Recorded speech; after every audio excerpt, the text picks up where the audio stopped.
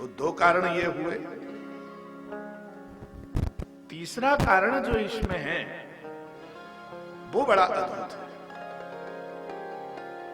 पहला कारण और दूसरा कारण तो सब लोग जानते ही हैं, परंतु तीसरे कारण में तुम्हारे अंतस्थ जो कामना है उस कामना की पूर्ति के लिए मंगलाचरण किया जाता है। इसलिए मन की कामनाएं पूर्ण हो जाएं, इष्टाभिधान हो जाए, विघ्न का विघात हो जाए, इसलिए मंगलाचरण करना चाहिए। पूर्व से आप लोगों का मंगल बहुत होता आया है 28 वर्षों से, इसलिए लंबा मंगलाचरण नहीं करना चाहिए। लंबे मंगलाचरण की आवश्यकता कब पड़ती है? जब पहले से किसी ने कुछ नहीं किया हो, आज ही करने जा रहा हो तो लंबा मंगलाचरण करना चाहिए। अब हम चाहते हैं कि आप लोग 27 वर्षों में क्या किए उसका फल यहां प्रकट हो जाए। तीसरे बार हम यहां आप सबके दर्शन करने के लिए आए हैं।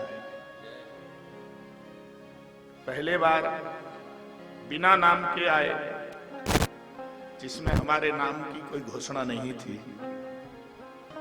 श्रीमद् जगत गुरु शंकराचार्य जी को यहां कथा करनी थी और दास का नाम उसके बीच में आ गया। महाराज श्री आए यद्यपि, पर उन्होंने कहा कथा तुमको ही करनी है। शंकराचार्य जी का आदेश हुआ और प्रथम परिचय आप लोगों से तब हमारा आज से लगभग 19 वर्ष पहले परिचय हुआ। फिर दूसरा परिचय पिछले वर्ष तो हमारे ही नाम से रखा गया कार्यक्रम। श्रीमद् जगत गुरु जी ने 18 पुराण पूरे हमारे द्वारा सुने। शंकराचार्य जी ने पूरे 18 पुराण उन्होंने जगह जगह करवा करके सुना। बोले भाई पंडित जी, हर पुराण का कथाकार मिलता नहीं है, तुम्हारे ऊपर विश्वनाथ की कृपा है तो क्यों ना सुनाए जाए। और उनका जो अंतिम क्षण था, स्वास्थ्य जब बिगड़ने लग गया, पहचानना बंद कर दिए लोगों को, तो उन्होंने होश में आकर के कहा कि बबेले जी को बुलाओ, हम शिव पुराण सुनना चाहते हैं। अंतिम उन्होंने यही सुना हमसे, अंतिम श्रवण था उनका। बकाया होश में सारे पुराणों को विधिवत श्रवण किया, पर जिस काल में स्वास्थ्य प्रतिकूल रहा, देह अस्वस्थ थी उनकी, बैठकर दंड लेकर के पूर्ण विधि से कथा का श्रवण किया। ऐसे महापुरुषों के बीच में कथा कहने का हमको अवसर मिलता रहा है। हमारा सौभाग्य है, एक सामान्य अकिंचन ब्राह्मण को उन्होंने बहुत बड़ा महत्व दिया, और उन्हीं की कृपा है जो कि आज आप लोगों का दर्शन हो रहा है। सबसे प्रथम उन महापुरुष के चरणों में हम लोग वंदन करते हैं। धर्म साम्राज्य स्वामी श्री करपात्री जी महाराज की परंपरा के विद्वानों से हमने पुराणों का अध्ययन किया है, और उसी परंपरा से इस कथा को यहां परोसा जा रहेगा। प्रयास करेंगे कि हम पूरी कथा कह पावें, पर जीवन में अभी तक तो कथाएं पूरी होती नहीं हैं। जो भी कथा कहने बैठते हैं वो कहीं ना कहीं अटक जाती है। फिर भी हमारा प्रयास रहेगा कि कथा चले और अच्छे रफ्तार से चले। कई भाग इसके ऐसे हैं जो बड़ी गुत्थियां हैं, उनको सुलझाना चाहिए। कई लोगों के दिमाग में है शंकर जी का भोग नहीं खाना चाहिए, ऐसे ही किंवदंती है, लोगों की भ्रांतियां हैं।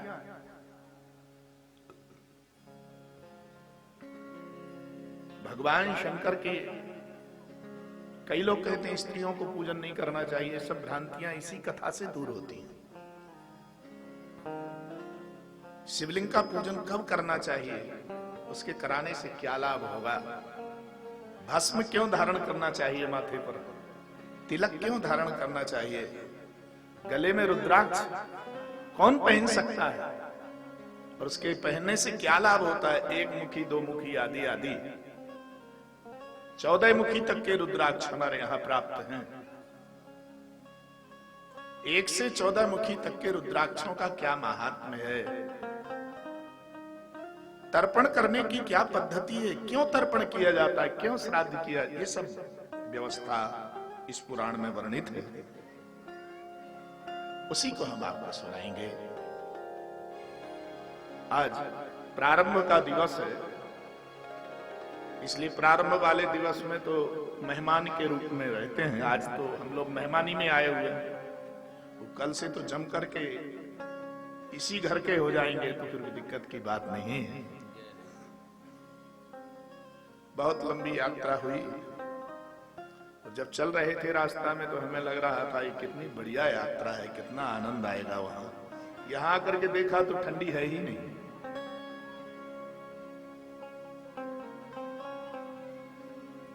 श्री राम जय राम, जय जय राम, श्री राम जय राम, जय जय राम, श्री राम जय राम, जय जय राम, श्री राम जय राम, जय जय राम, श्री राम जय राम, जय जय राम, श्री राम जय राम, जय जय राम, श्री राम जय राम, जय जय राम, श्री राम जय राम, जय जय राम, श्री राम जय राम, जय जय राम, श्री राम जय राम,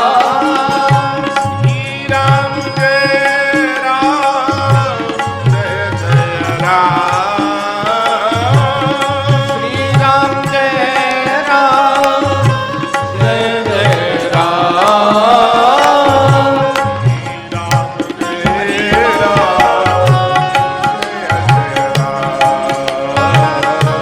श्री राम जय राम, जय जय राम,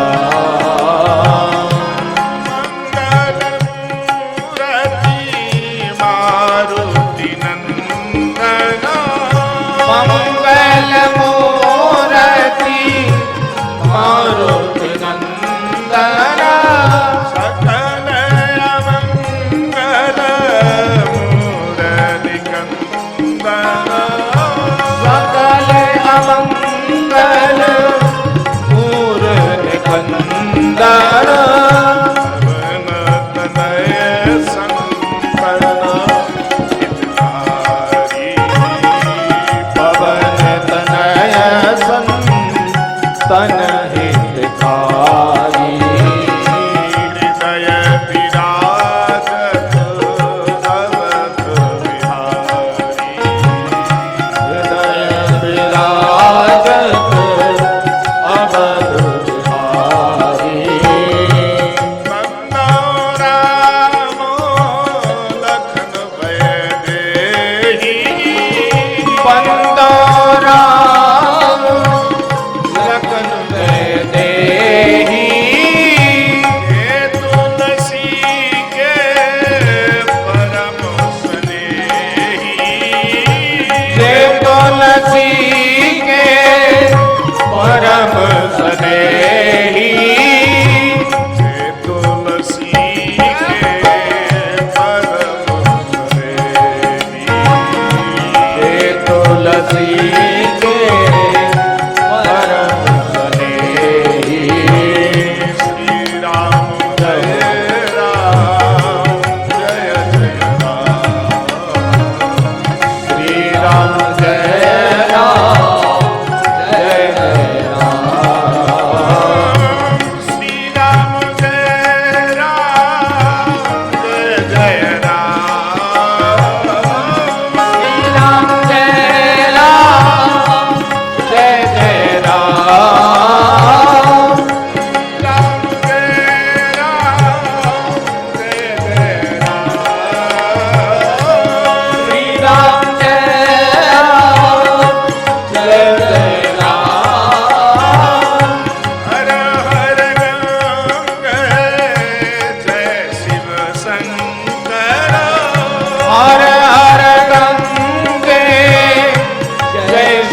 शंकर जय शिव शंकर हर हर गंगे जय शिव शंकर हर हर गंगे श्री राम जय राम श्री राम जय राम जय जय राम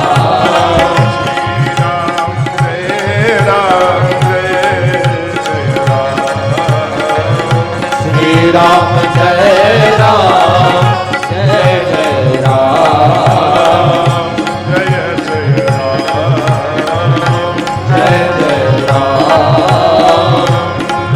श्री राम जय राम श्यावर रामचंद्र भगवान की श्री यज्ञेश्वर महादेव की अन्नपूर्णा महारानी की कथा कोयलारी समिति की श्री यज्ञ नारायण भगवान की श्रीमत् शिव पुराण की सद्गुरुदेव भगवान की जय जय श्री राम।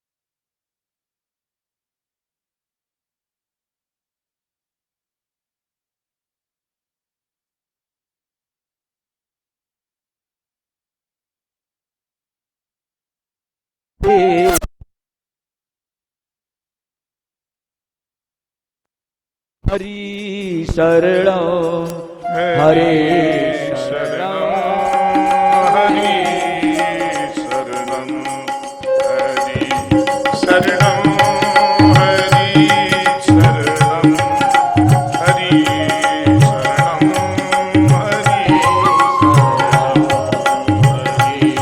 शरणं हरि हरे शरणं श्री वृंदावन बिहारी लाल की जय काशी विश्व विश्वनाथ भगवान की जय। हर हर महादेव।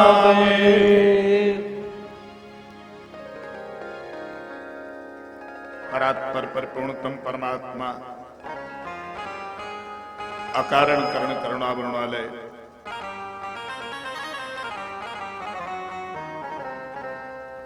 भगवान नंद नंदन ब्रजेंद्र चंद्र मदन मोहन प्रभु श्याम सुंदर के नित्य आराध्य भगवान शंकर यज्ञेश्वर महादेव की परम मंगलमयी वांग्मय स्वरूपा श्रीमद् शिव पुराण, नित्य वंदनीय आचार्य जन, उपस्थित मंचस्थ यज्ञस्थ विद्वान मंडल, सज्जनों, कोयलारी ग्राम में उपस्थित समस्त भाई बंधुओं, माताओं व बहनों, जीव का परम धर्म भगवान को प्राप्त करना ही है। जिस किसी भी विधि से भगवान का कार्य हो जाए वही हमारा धर्म है। चलते फिरते उठते बैठते किसी भी अवस्था में भगवान को मत भूलो, भूल ना जाए, इसीलिए बार बार कथा सुनाई जाती है। लोगों को ऐसा लगता है कि ब्राह्मणों का तो व्यापार है, ऐसा नहीं। तुम्हारा जीवन सही मार्ग पर चले ये हमारा धर्म है। हमारा जन्म ब्राह्मण के यहां इसलिए हुआ है, तुम सब चंद्रार्क एवं शाहुजन आदि सभी वर्ग में उत्पन्न लोग सही सही धर्म को जान सको, इसको बताने का हमारा धर्म है। तुम्हारे जन्म का कारण क्या है ये जानना चाहिए। बहुत से जन्मों तक भटकते रहे, पर अब ये जन्म भटकने के लिए नहीं मिला है। इस जन्म में जरूर भगवान आप पर अनुग्रह करेंगे। सौनकादिक ऋषि एकत्रित होकर के प्रयाग में पहुंचे। प्रयाग नाम का तीर्थ है। प्रयाग क्यों नाम पड़ा है इनका? प्रकृष्टेन यागः प्रयागः, यहां सबसे पहला यज्ञ हुआ इसलिए इसका नाम है प्रयाग। यहीं श्री मनु जी महाराज की पुत्री आकुति नाम की देवी ने यहां जिस पुत्र को जन्म दिया उसी का नाम यज्ञ है। ये वही भूमि है प्रयाग। गंगा कालिंदी संगमे,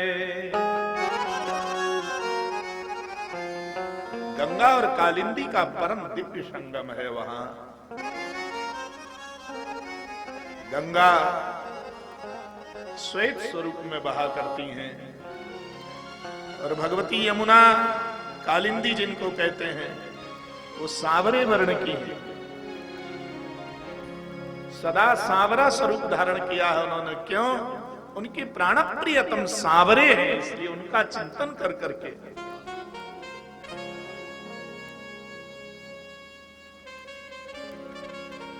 जिसका चिंतन करते हैं उन्हीं के जैसे हो जाते हैं। जानत तुम ही हो जाए। जो जाने तेहि देव जनाई, जानत तुम ही होई जाई।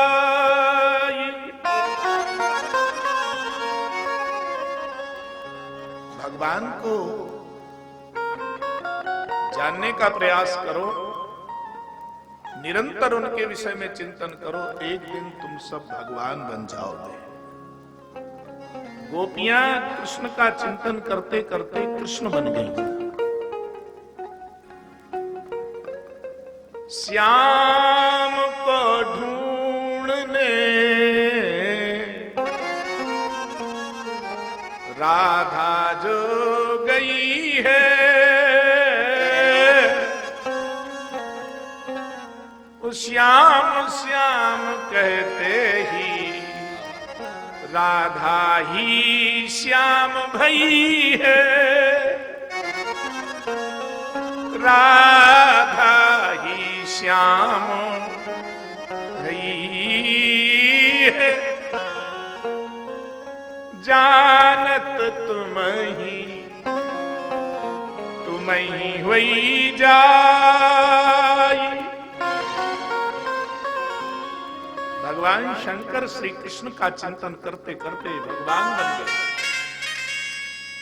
भगवान शंकर श्री कृष्ण का चिंतन करते हैं और श्री कृष्ण शंकर का चिंतन करते हैं। वो उनका पूजन करते हैं, वो उनका पूजन करते हैं। श्री राम जी रामेश्वरम में शिव जी का पूजन करते हैं। जहां समय मिल जाए थोड़ा सा भी बालू के शिवलिंग बनाकर राम जी पूजा करते हैं।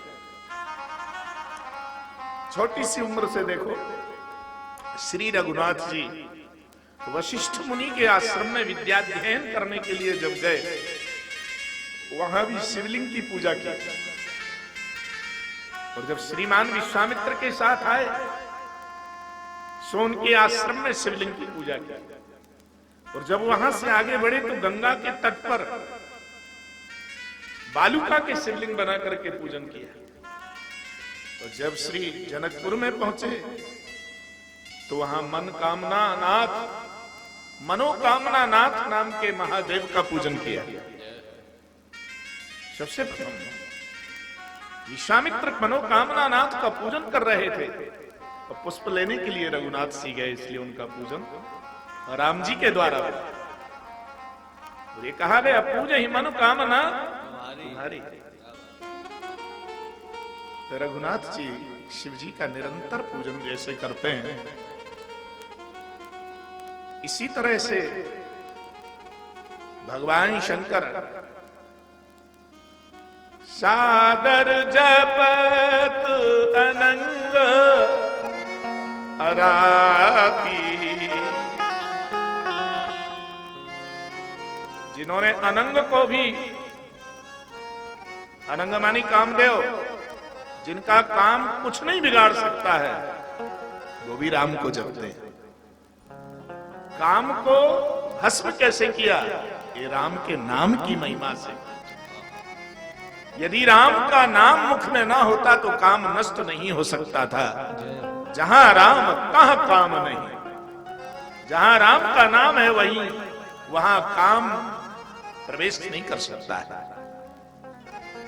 इसलिए भगवान शिव ने काम को जलाने के लिए राम के नाम का स्मरण किया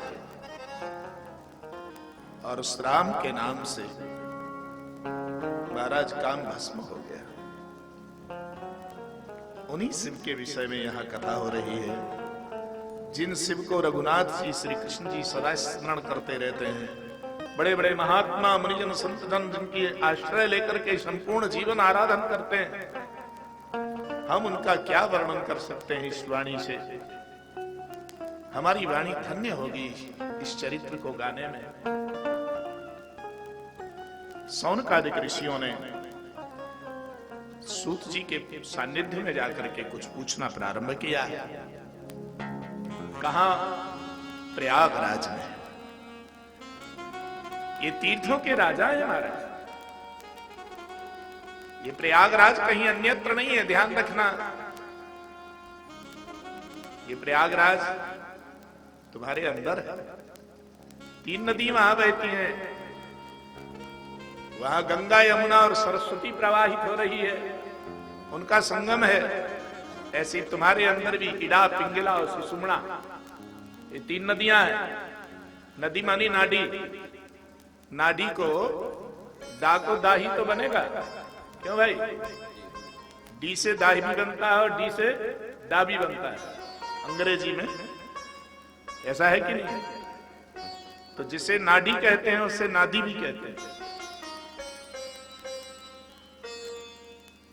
तुम्हारी नाड़ियां तीन प्रकार की जो नाड़ी है, इडा, पिंगला और सुषुम्ना। तो इडा और पिंगला दिखती है परंतु सुषुम्ना दिखती नहीं है, सरस्वती दिखती नहीं है वहां। सरस्वती तो कान के द्वारा श्रवण की जाती है। सरस्वती मानी वाणी, और उसको यदि देखना है तो संगम पर पहुंचो, जहां संगम होता है, और ये हमारा और आपका संगम हो रहा है, तो यहां सरस्वती प्रकट होगी। जब आप यमुना में से नाव के द्वारा चल करके गंगा जहां बह रही वहां पहुंचोगे तो दोनों का संगम होगा। वहां कुछ थोड़ी सी आवाज आएगी, जल की आवाज आती है, कल कल कल जैसी, वही सरस्वती है, वह सरस्वती है। सूत जी महाराज यहां कथाकार हैं और सौनकादिक ऋषि 88,000 के साथ वहां बैठ करके कथा का श्रवण कर रहे हैं। प्रयाग नाम के पावन तीर्थ में यह कथा हो रही है। प्रत्येक पुराण को नैमिषारण्य से प्रारंभ किया जाता है, परंतु ये ऐसा पुराण है जो प्रयाग से प्रारंभ हो रहा है, क्योंकि यहां स्वयं यागेश्वर महादेव विराजमान है। जहां वो याग से ही प्रारंभ होगी कथा। याग मानी यजन करने के योग, प्रकृष्टेनी यजनम करोति इति प्रयागा। विशेष तौर से जहां यजन होता है उसी को प्रयाग कहते हैं। किनका यजन होता है? यज्ञ शब्द को निष्पन्न यदि किया जाए तो देव पूजा, संगतिकरण और दान, इन तीनों से यज्ञ बनता है, यज्ञ शब्द बनता है। देव पूजा हो रही हो, अभी आप लोग पूजा कर रहे थे, हमको बड़ा आनंद आ रहा था, हम बैठ करके वहां से श्रवण कर रहे थे और आचार्य श्री बड़े दिव्य परंपरानुसार पूजन करा रहे थे। पूजन का जो स्वरूप है वो यज्ञ का एक अंग है, पूरा नहीं है। दूसरा अंग है सत्संग जो अब हो रहा है, और तीसरा अंग क्या है यज्ञ का? दान, जो आप लोग पैसा देते हो ना, ये भी यज्ञ है। उसके बिना यज्ञ नहीं हो सकता है। क्या पैसे के बिना यज्ञ होता है? संभव नहीं है। इसलिए धन के बिना यज्ञ नहीं होता है। ये तीन चीजें जब मिलती हैं, पूजा, कथा और आपका पैसा, जब एक जगह मिल जाता है तो उसको कहते हैं यज्ञ, उसे यज्ञ कहते हैं। लोग सोचते हैं कि अब तो ये हर साल करते हैं, भाई इस साल हमको पूरा नहीं देना है, कुछ कम देना है। पड़ोसी ने कहा तुम कम दे रहे पर हम दुगना देंगे इस साल। क्यों? कथा सुनने से हमारे खेत में ज्यादा अनाज निकला, नुकसान नहीं हुआ, किसी तरह का रोग नहीं लगा, हम दुगना, उसको बुद्धि आ गया। तो पर जिसने कम दिया उसके खेत में कोई रोग लग गया। भगवान ने कहा भाई भले आदमी, तू अपने समय पर यदि दान किया होता तो तेरे खेत में रोग नहीं लगता। इसलिए दान का बहुत बड़ा पुण्य है। मकर संक्रांति के पावन पर्व पर यह कथा प्रारंभ हो रही है, ये ध्यान रखिएगा। उत्तरायण सूर्य प्रारंभ हो रहा है, हम लोग उसी पर्व में कथा सुन रहे हैं। ये पावन पर्व है, यही प्रयाग है। आप ये मान लीजिए कि प्रयाग उठ करके वहां आ जाता है जहां कथा होती है। भगवान कहां रहते हैं? जहां भगवान का कीर्तन होता है। परंपरानुसार जहां शास्त्र का श्रवण कराया जा रहा हो, वहीं भगवान आकर विराजमान हो जाते हैं। सूत जी यहां श्रोता हैं या प्रवक्ता है। कहीं वो श्रोता भी बन जाते हैं, कहीं प्रवक्ता भी बन जाते हैं। पर सौनकादिक ऋषियों ने प्रश्न किया, सूत जी को प्रधान गद्दी पर बिठाल करके व्यास जी के व्यास आसन को अलंकृत कर रहे हैं श्रीमान सूत। तो संभवतः सूत शब्द को समझाने की जरूरत नहीं पड़ेगी आप लोगों, क्योंकि कई कथाएं आप श्रवण कर चुके हो। दो कथाएं तो हमने भी यहाँ पूर्व में की हैं। पहली कथा उधर किए थे हम, उस तरफ है ना, गांव के उस तरफ जो मंच था, तो दूसरी हमने यहाँ की थी। 27वीं यहाँ की थी और 9वीं वहां किए थे। 9वीं कथा उस मंच पर की थी, तो 27वीं यहाँ और 28वीं फिर यहाँ से पुराण हो ही रहा है। तो 9 तिया 27, 9वें पर आए, फिर 27 पर आए, और अब 28 में आए हुए हैं। तो मुझे लगता है कि सूत शब्द पर व्याख्या करने की जरूरत नहीं पड़ेगी। बहुत विद्वानों ने यहां अपनी अपनी योग्यता से अर्थ समझाया होगा, फिर भी स्मरण कराए देता हूं। सूत अग्नि से उत्पन्न है, ब्राह्मण जिन्हें कहा जाता है। सूत का अर्थ सूत्र नहीं लगाना चाहिए। जो लोग शूद्र अर्थ समझते हैं उन्हें थोड़ा सोचना चाहिए। यह माइक की आवाज बाहर से कुछ भर हो रही है, देखो उसको। सौनकादिक ऋषि यहां कथाकार है, फिर भी वो श्रोता बनकर के कथा सुन रहे हैं। बहुत बड़े प्रवक्ता होकर के भी कथा के श्रोता बने। हम लोगों को भी कभी श्रोता बनने में बड़ा मौज आता है, बड़ी मौज आती है कथा सुनने से। तो कथा सुनने वाला तो बहुत बड़ा भाग्यवान होता है भाई। कथा सुनाने वाला इतना बड़ा भाग्यवान नहीं है जितना भाग्यवान सुनने वाला होता है। अभी एक जगह हम कथा सुनने गए किसी की, तो वो बेचारे भयभीत हो गए कि इतने बड़े कथाकार हमारी कथा सुनने आए। तो हमने कहा नहीं आप बोलते रहो। वो हमारे पढ़ाए हुए छात्र थे, आप बोलो, हमको सुनना है। तो उन्होंने कहा नहीं गुरुजी बोलेंगे। हमने नहीं हम बोलेंगे नहीं, सुनेंगे। बोलने नहीं आए, बोलते बोलते तो इतना जीवन निकल गया, थोड़ा और जो रहा है वो भी बोलते बोलते निकले। पर अब सुनने की इच्छा है तो आप सुनाइए। सौनकादिक ऋषि प्रवक्ता होकर के भी कथा सुनते हैं। आज ये बहुत बड़ी समस्या है, थोड़ा कुछ बोलना आ जाए तो फिर दूसरे की नहीं सुनते हैं, फिर तो अपनी ही अपनी कहते हैं। सौनकादिक ऋषियों ने कहा, हे सूत जी महाराज, हे सूत महाप्राज्ञ, सर्व सिद्धांत विप्रभो, आख्या ही में कथा सारम, पुराणानाम विशेषतः सदाचार,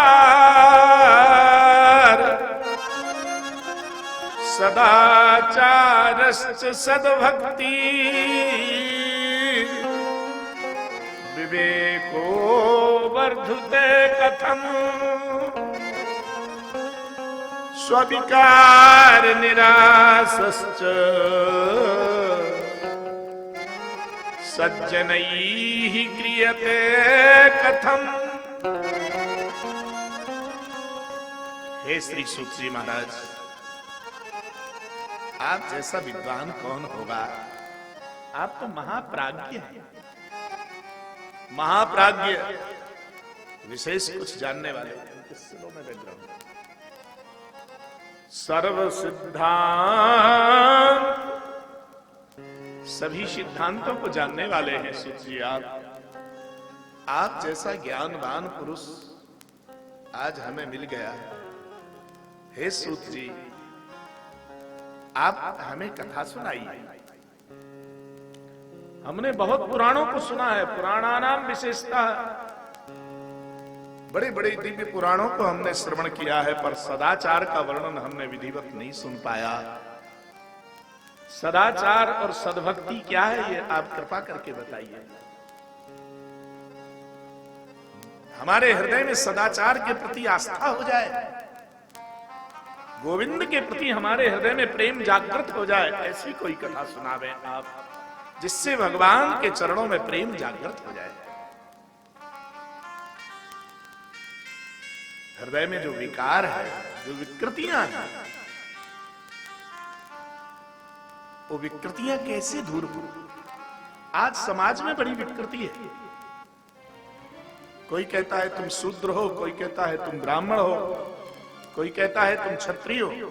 ये विकृति फैली है। महाराज, इस विकृति से कैसे हमारा भला हो? आप कृपा करके ऐसा कुछ कहिए जिससे ये विकृति दूर हो जाए। जीव असुर वृत्ति को धारण कर रहे हैं। अब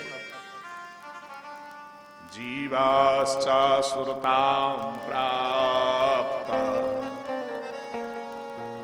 प्रायो घोरे कलाविह तस्य संशोधने किम ही विद्यते चापरायणम्। अब जीव कैसे हो गए हैं? बोले असुर वृत्ति के हो गए हैं। असुर मानी आप लोग समझ रहे हो ना, कठिन तो नहीं लग रहा है। असुर मानी होता है राक्षस। असु मानी इंद्रियां, असु मानी तुम्हारी इंद्रियां, और जो इंद्रियों में अज्ञान के रूप में बह रहा है उसी को असुर कहा जाता है। इंद्रियों में जो अज्ञान भरा पड़ा है भोग का, उसी को असुर कहते हैं। लोग कैसे हो गए? कलौ यह, उसके शोधन के लिए कोई उपाय बतावे भगवान। हे सूत जी महाराज, लोगों के हृदय का अज्ञान दूर हो जाए, इंद्रियों की विकृति समाप्त हो जाए, आप ऐसी कुछ कथा हमें सुनाइएगा। शुद्ध्यत्यात्मा विशेषतः, और हृदय शुद्ध हो जाए उनका, निर्मल चित्त हो जाए। सूत जी कहते हैं कि हे सौनकादिक ऋषियों, आपने जो प्रश्न किया वो बहुत अच्छा प्रश्न है, सामान्य प्रश्न नहीं है। आपने बहुत उत्तम प्रश्न किया है कि हमारे विचार शुद्ध हो जाएं, ऐसी कोई कथा सुनाइए। देखो विचार की ही तो परेशानी है, हमारे आपके विचार नहीं मिल पा रहा, यही तो लड़ाई हो। लड़ाई किस बात की है? विचारों का मेल हो जाए, ऐसी कोई कथा सुनाइए। हे मुनि शार्दूल, सूत जी ने मुनि शार्दूल कहा, सौनकादिकों को कहा, तुम मुनियों में सिंह के समान हो, सामान्य ज्ञान रखने वाले नहीं हो, फिर भी तुमने प्रश्न किया है, इसलिए हम उत्तर देने का प्रयास कर रहे हैं। अतो विचारे सुधिया, बुद्धिमान लोग इस पर विचार करेंगे। हम शास्त्रों में श्रेष्ठ शास्त्र सुनाने के लिए तुम्हें जा रहे हैं, जिसमें आचार विचार का बड़ा विस्तार से वर्णन है।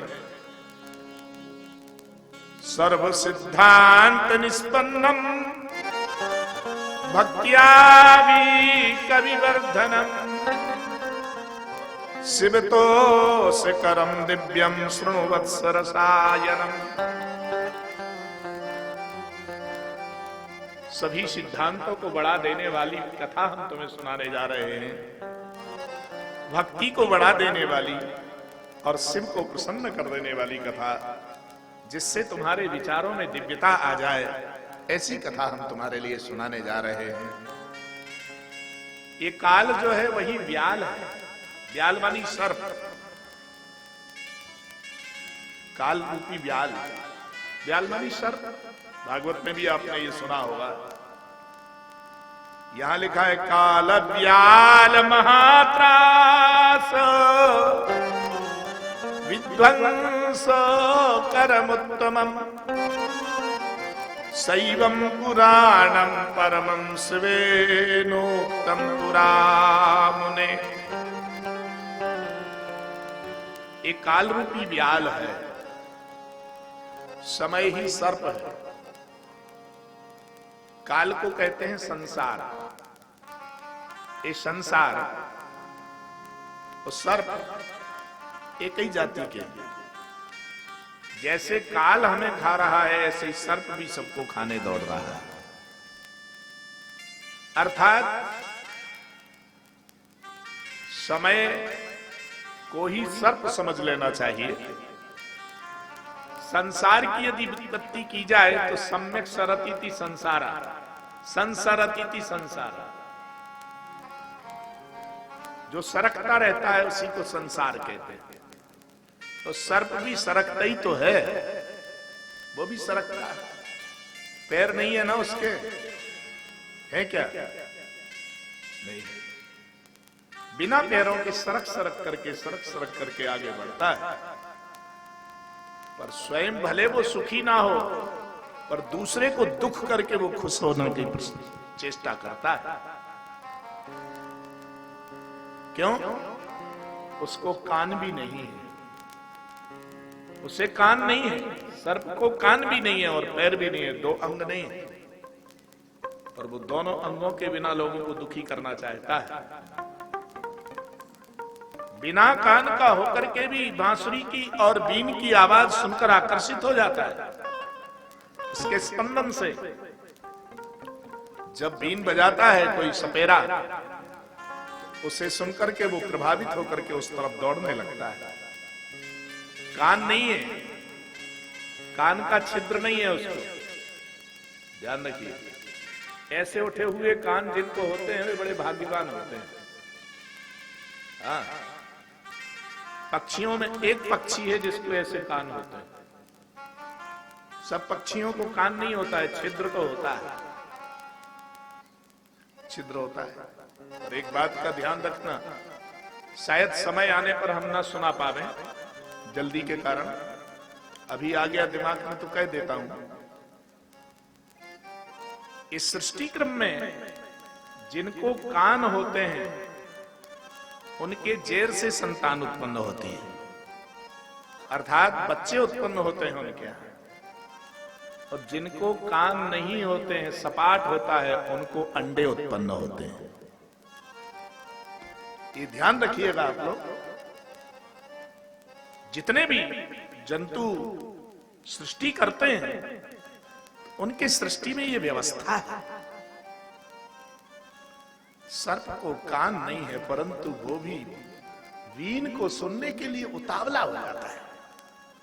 हमें तो भगवान ने कान दिए हैं, फिर भी हम भगवान की कथा को नहीं सुनना चाहते।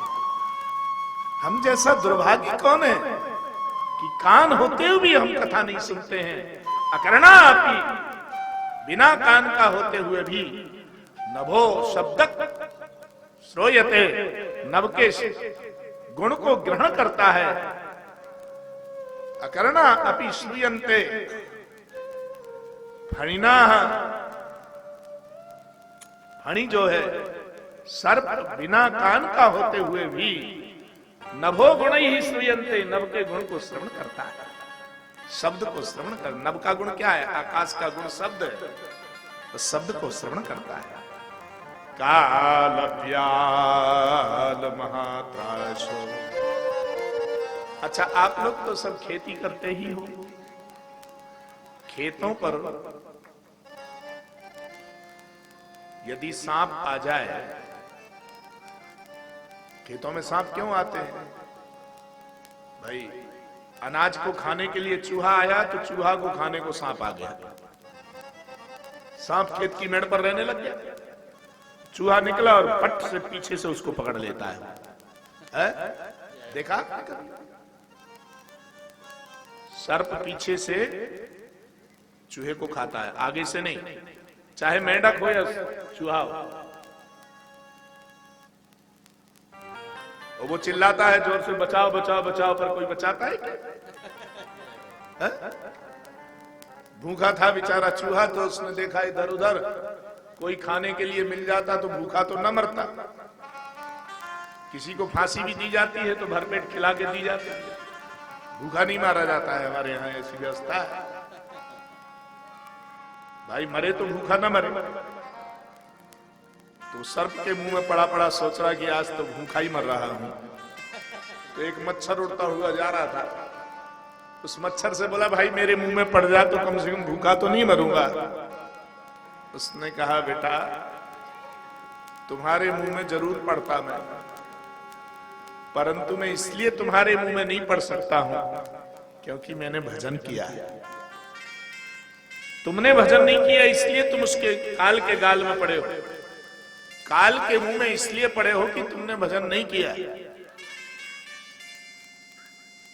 तो भजन कैसे करना चाहिए? तो वो कान में आकर के कह रहा है, वो मच्छर कान में से कह रहा है भजन ऐसे करना चाहिए। कैसे करना चाहिए? तो उसने कान में से गुनगुना करके कहा, तो वो चूहा सोच रहा था कि मुझे तो भजन करना आया ही नहीं, आया होता तो इसके मुंह में न पड़ता। पर वो कान में से भगवान के नाम को सुनकर के मुक्त हो गया। कान में से केवल सुन लिया उसने भगवान का नाम, उससे उसको मोक्ष की प्राप्ति हुई। आप भले ना गा पाओ पर कान से तो सुन लिया। सुबह सुबह इसलिए हर गांव में प्रभात फेरी फेरी जाती है। अरे कुछ नहीं तो 9 दिन तक तो यहां फेरा करो, जितने दिन कथा हो। सुबह सुबह 10, 20, 50 लोग इकट्ठे हो जाएं और भगवान का नाम गाते गाते गांव में कीर्तन करते हुए एक परिक्रमा लगा दो, तो तुम्हारा तो कल्याण हो गई होगा, जो सो रहे हैं उनका भी कल्याण हो जाएगा।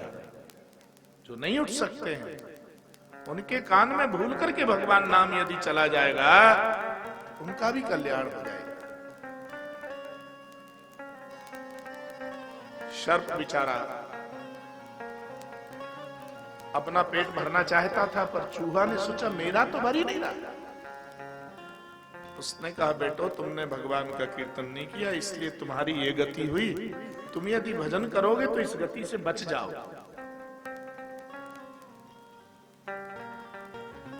इसलिए तुम्हें भजन करना चाहिए, तुम्हें निश्चित भजन करना चाहिए भगवान का। कैसे करना चाहिए? तो ऐसे करना चाहिए। जय जय राम, जय जय राम कृष्ण हरि, जय जय राम कृष्ण हरि हरि राम।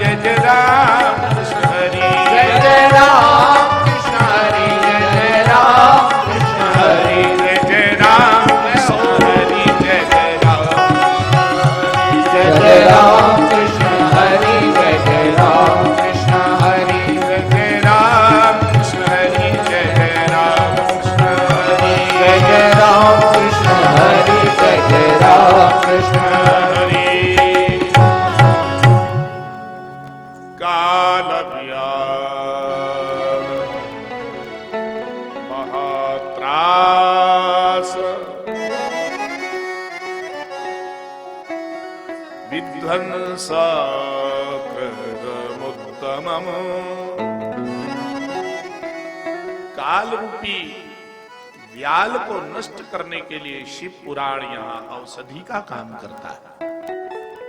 जिन्होंने अपने कान से शिव पुराण की पावन कथा का श्रवण किया हो, एक कलिकाल उन पर असर नहीं दिखाता है। इसके असर से वो लोग बच जाते हैं। इसलिए एतत् शिव पुराणम ही परमम शास्त्रम उत्तमम, उत्तम शास्त्र है यह शिव पुराण। शास्त्र किसे कहते हैं? जिसकी शरण में जाने से तर जावे, उसी को शास्त्र कहते हैं। इनकी शरण को जिन्होंने ग्रहण किया है, महाराज उनका क्या कहना है। इसलिए पठना श्रवणाद यस्य भक्तिमान नर सत्तमा, जो लोग इस कथा को श्रवण करते हैं या कहते हैं, महाराज सद्या शिव पद प्राप्ति, उन्हें शीघ्रता से भगवान के चरणों में प्रेम उत्पन्न हो जाता है, भगवत पद की प्राप्ति हो जाती है उनको, भगवत पद में प्राप्त हो जाता है। इसलिए भगवान के चरणों में तस्मात् सर्व प्रयत्नेन कांचितम पठनं ऋभि, मनुष्य के द्वारा इसलिए इस पुराण का पाठन होना चाहिए। यथा श्रवणं प्रेम्णा अस्य श्रवणम प्रेमणा सर्व काम फलप्रदम, सभी प्रकार की कामना को पूर्ण कर देने वाला यह शिव पुराण है। जो इसका पाठ सुनता है, इसकी कथा जो श्रवण करते हैं, उसकी संपूर्ण कामनाएं पूर्ण हो जाती हैं। इसलिए शिव पुराण बड़े भक्ति भाव से श्रवण करना चाहिए। भले ही कम श्रोता प्रवक्ता मिलते हो और कम श्रोता मिलते हो, पर शिव पुराण जैसा कल्याण करने वाला कलिकाल में दूसरा कोई पुराण नहीं है। अब यहां बात बड़ी अद्भुत है। आप जिस पुराण को सुनिए उसका ही महत्व विशेष बोला जाता है। ये महिमा है, और बिना महिमा के किसी चीज का महत्व समझ में नहीं आ सकता है। इसलिए महात्म्य पहले सुना जाता है, फिर भगवान की कथा। अब ये सारे महात्म्य पद्म पुराण और स्कंद पुराण में वर्णित है। उन्हीं में से इनको भाई अपनी महिमा अपने मुख से नहीं गा सकते ना। गा सकते हैं क्या?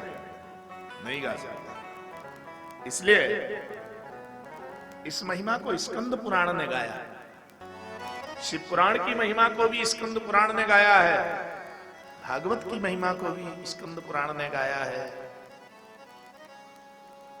आप प्रशंसा कर रहे हो इनकी तो अच्छी बात है, पर यही अपने मुंह से अपनी प्रशंसा करने लग जाए तो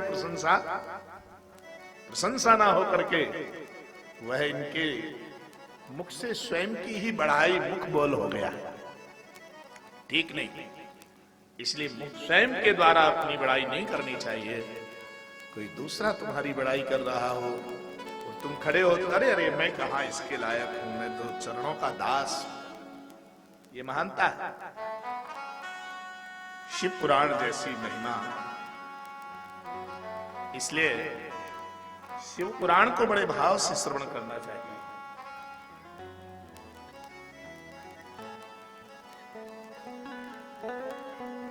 शिव पुराण की बड़ी दिव्य महिमा है। क्या इनकी महिमा का निरूपण किया गया है। भगवान की कथा का जब वर्षण होता है ऊपर से, क्या कहना है। पुराण श्रवणात् संभव निष्पापो जायते नरः। निष्पाप हो जाते हैं लोग। किसी तरह का कोई पाप बन गया हो तो भाई पाप तो बनता ही है। कोई ना कोई पाप हमसे बनता है, तभी हम लोग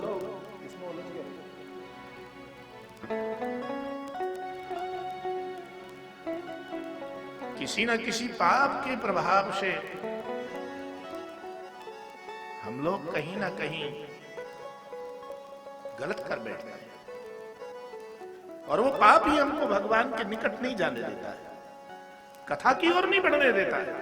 एक बात बताएं, कभी कभी एक पाप ये भी हो जाता है। अब तो हमने बहुत कथाएं सुन ली, अब क्या सुनने की जरूरत है। 27 साल से सुन रहे हैं, ये एक पाप हो गया। अरे क्या रोजाना कथा कथा कथा कथा लगा रखा है, इतनी सारी कथाएं सुन ली हैं,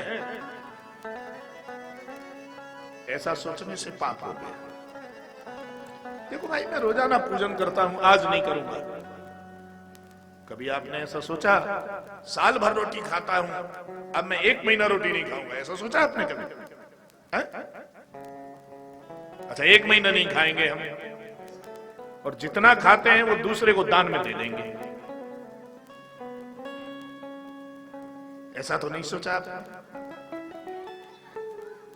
कथा सुनने के लिए एक समस्या है आजकल।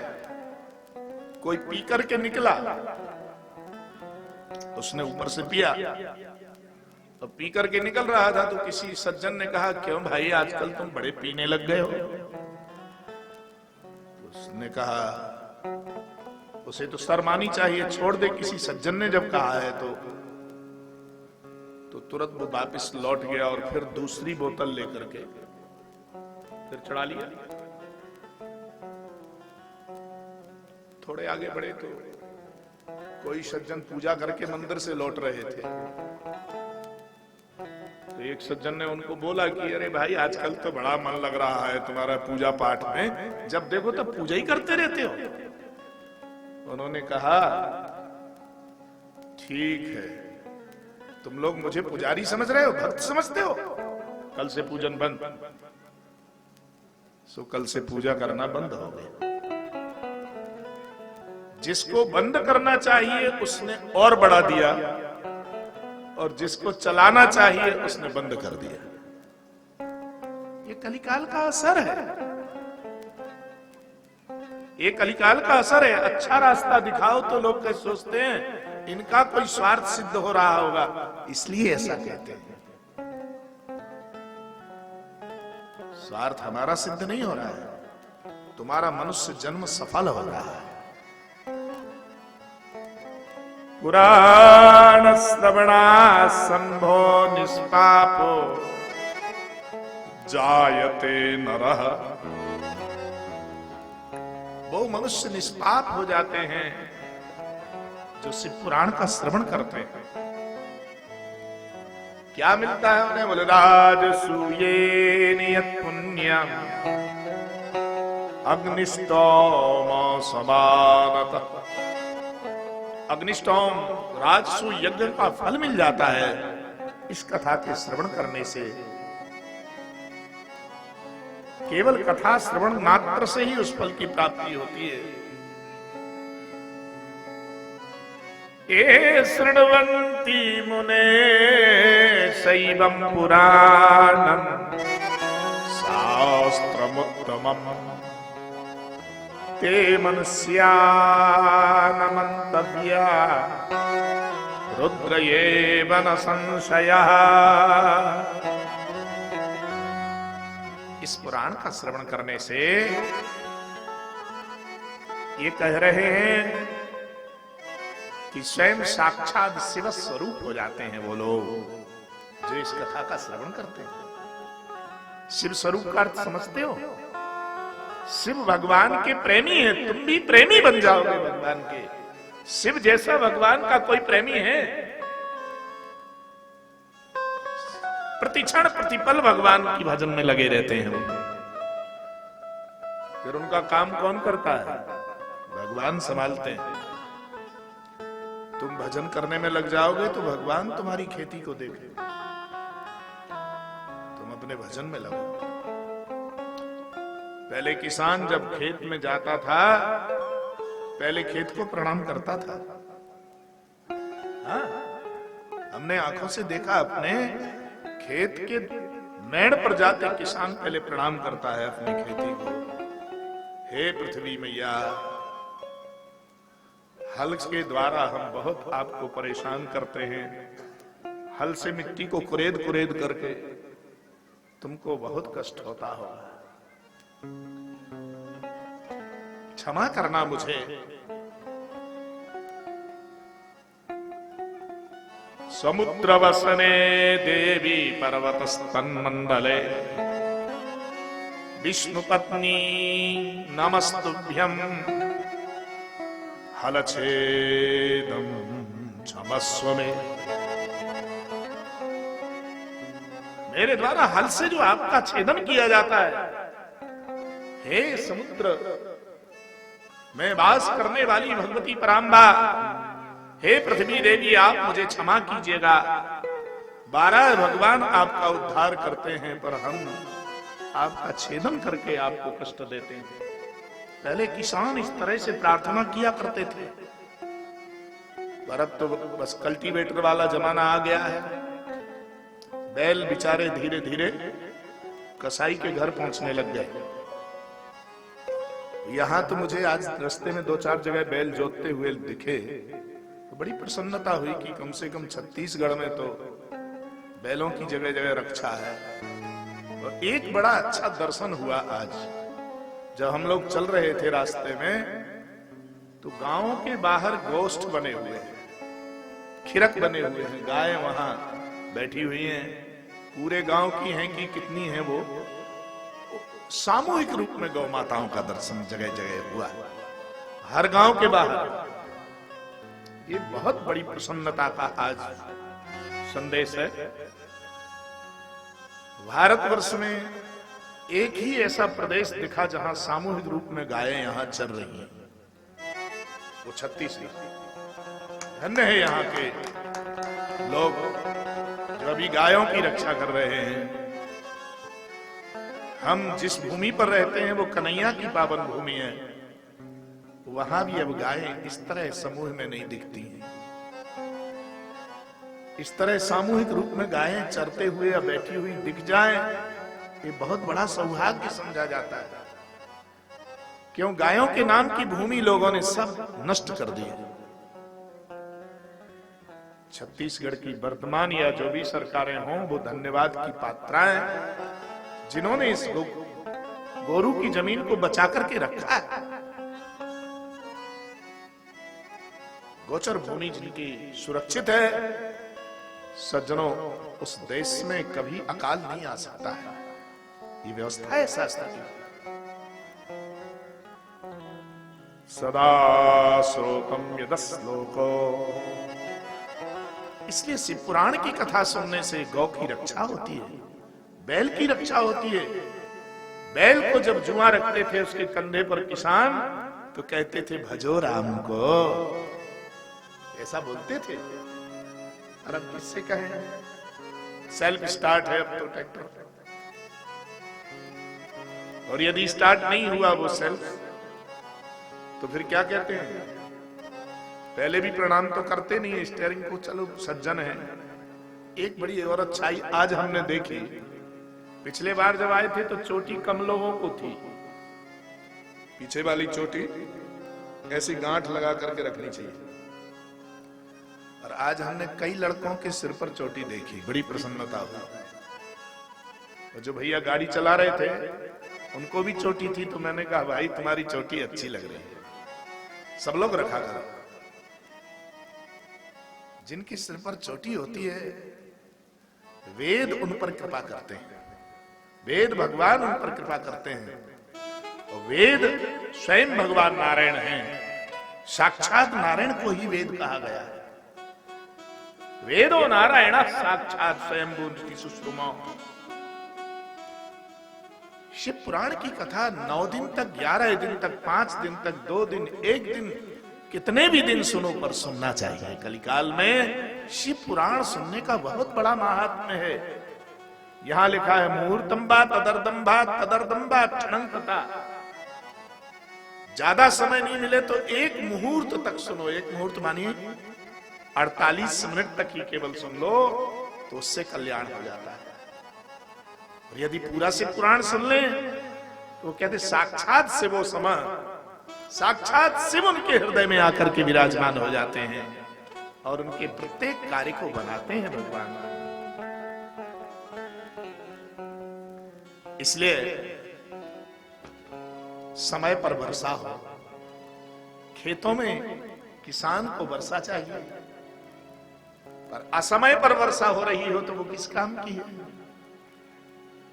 कृषि सूख गई हो, वर्षा हो रही हो, फिर क्या काम? पानी की आज बहुत बड़ी कमी हो गई है देश में। भगवान नाम लोग लेते नहीं हैं कि समय पर बारिश हो। पहले हमने देखा था, यहां छत्तीसगढ़ में हम आए थे जब पहले बार, तो जगह जगह कीर्तन होते थे, अखंड कीर्तन चल रहे हैं, राम नाम का कीर्तन। अब होता है कि नहीं? अभी भी होता है। पांडे जी कह रहे हैं अभी भी लोग यहां बड़े सम्मान पूर्वक कीर्तन कराते हैं, और उस अखंड कीर्तन का बहुत बड़ा महात्म्य है। पद्म पुराण में लिखा है यदि 24 घंटे तक, 1 दिन रात तक कोई अखंड कीर्तन करता है तो उस स्थान पर कभी अकाल नहीं पड़ सकता। ये कीर्तन का बहुत बड़ा महत्व है। तो भाई अखंड कीर्तन हो या ना हो, सुबह सुबह कम से कम 10-20 मिनट घर में कीर्तन सबके किया करो बैठ करके।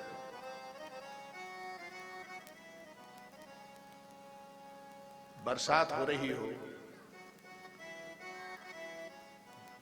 जिस जगह पर बरसात होती है उस जगह का क्या कहना है? पानी की। तो सूखा पड़ा हुआ हो, लोग लगे हो कथा सुनने के लिए, तो अचानक बरसात आ जाए, कितनी प्रसन्नता होती। खेतों में पानी लग गया, हरा हरा हो गया। भाई, किसान का खेत मिट्टी से और कंकड़ से भरा हुआ है। वो कंकड़ और मिट्टी में ही सोना उगा लेता है किसान।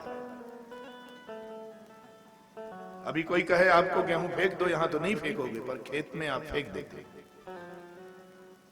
अनाज के दाने खेत में फेंक देते हो, कब? जब उसमें बोना हो तब। और फेंक करके घर चले आते हैं, किसके भरोसे? भगवान के भरोसे। तो थोड़े दिनों बाद सोना काट लेता है उसी में से किसान। 2-3 महीने का इंतजार करना होता है, वो तपस्या। ध्यान रखना आप लोग, बहुत काम की चीज बोल रहा हूं मैं।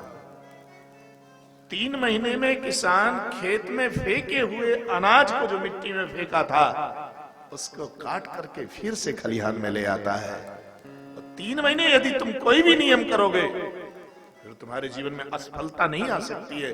कम से कम 3 महीने तक भगवान का भजन अपने घर में करके देखो, तुम्हारे जीवन में कभी दुख नहीं आएंगे, दुख भाग जाएंगे तुम्हारे। अब तो 2 महीने वाली भी फसल आ रही है, 2 महीने में फसल आ जाती है। ऐसा बीज है, उस बीज से 2 महीने में आ जाती है। 2 महीने मानी 60 दिन। केवल 60 दिन तक भगवान का भजन कर लो, तो जीवन में फिर दुख सामना तुम्हारा करेगा नहीं, तुमसे डर के भाग जाएगा। वहां भगवान की कृपा की वर्षा हो जाती है। ये भगवान की कृपा की और कथा की वर्षा उस घर में होती है जो नियम का पक्का होता है। इसलिए भगवान का यश, भगवान की कथा तुम्हारे घर में हो, तुम्हारे गांव में हो रही है, कब करानी चाहिए? शिव पुराण में 24,000 श्लोक हैं सज्जनों। कितने हैं? 24,000। 1 लाख श्लोकों का शिव पुराण बनाया गया है। 1 लाख श्लोकों का शिव पुराण जब बनाया गया, तो उसमें 7 संहिताएं बनाई गई। 7 बड़ी दिव्य दिव्य संहिताएं। परंतु धीरे धीरे इसके श्लोकों का संशोधन किया गया और श्री व्यास जी महाराज ने 24,000 श्लोकों में शिव पुराण को यहां रखा। 24,000 श्लोक। 1 घड़ी 24 मिनट की ही होती है। 1 घड़ी में कितने मिनट होते हैं? 24 मिनट। और शिव पुराण में श्लोक कितने हैं? 24,000। यहां कहा गया यदि 1 घड़ी भी आप इस कथा को विधि पूर्वक श्रवण कर लेते हैं शिव पुराण की, तो तुम्हारे जीवन में कभी संकट नहीं आएगा। 7 संहिताएं हैं इसमें। और तुम्हारे देह में भी 7 प्रकार के विकार हैं: काम, क्रोध, लोभ, मोह, मद, मात्सर्य और अविद्या। ये 7 एक संहिता के श्रवण से एक तरह का विकार नष्ट हो जाता है। विद्धेश्वरी संहिता आद्या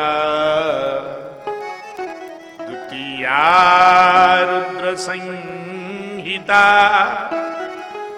तृतीया सतरुद्राख्या कोटिरुद्या चतुर्भिगा पंचम्युमा संहितोक्ता षष्ठी कैलास संहिता सप्तमी वायवीख्याया सप्तैवं संहिता।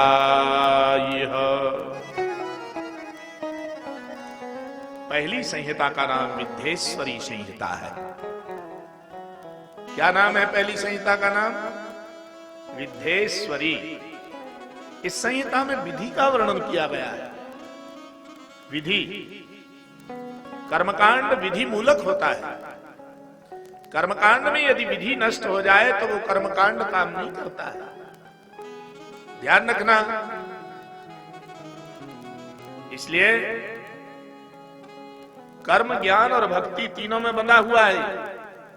सबसे पहले कर्मकांड का निरूपण है, फिर भक्ति का निरूपण है, फिर ज्ञान का निरूपण है। वेदत्रयी में 3 वेद हैं हमारे यहां, तो वहां कर्मकांड, भक्ति कांड जिसे उपासना कांड कहते हैं, और ज्ञान कांड। कर्मकांड में सबसे ज्यादा मंत्र हैं 80,000। कितने मंत्र हैं? 1,00,000 का जब विभाजन किया 3 जगह, तो सबसे बड़ा कांड बना कर्मकांड। ये आचार्य लोग सुबह से मंत्र बोल रहे हैं, पूरा दिन बोलते हैं, फिर भी वो कहते हैं कि अभी तो एक मंडल रह ही गया। पूरा दिन मंत्र बोलते हैं और फिर भी वो कहते हैं इस बात को कि महाराज अभी थोड़ी सी कमी रह गई है। यजमान सोचता है पूरा दिन बिठा लिया, इसके बाद भी कम रह गया। कर्मकांड बहुत अच्छा होता है। आप कर्म नहीं करोगे